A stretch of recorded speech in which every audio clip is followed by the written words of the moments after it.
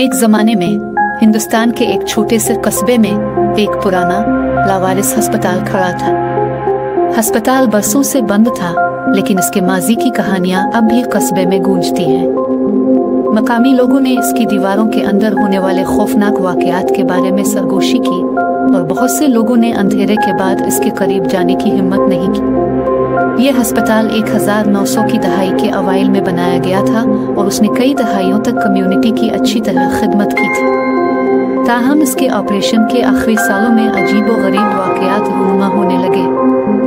मरीजों ने हालों में घूमते हुए भूत के आदाद और शुमार को देखा और अमले ने पूरी इमारत में गैर वाज़ेह शोर और ठंडे मकामात की शिकायत की। बिलाखिर अस्पताल को बंद कर दिया गया और इमारत बोसीदा होकर रह गई। एक दिन मुतजस्सिस नौजवानों के एक ग्रुप ने लावारिस अस्पताल को तलाश करने का फैसला किया।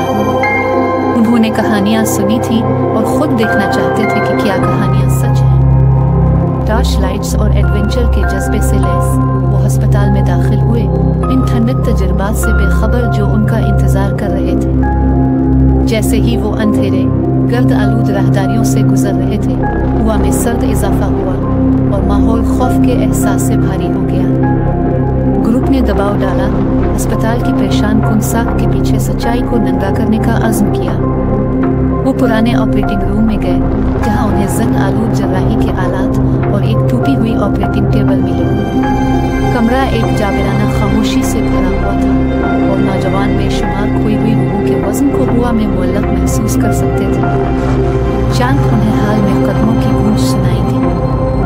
आवाज़ बुलंद और करीब होती गई और ग्रुप को एहसास हुआ कि वो अकेले नहीं है। खौफ को हरास फैल गया और वो छुपने की जगह तलाश करने के लिए भागे। जब वो एक अंधेरे कोने में इकट्ठे हुए तो उन्होंने साए से एक शक्ल निकलती देखी।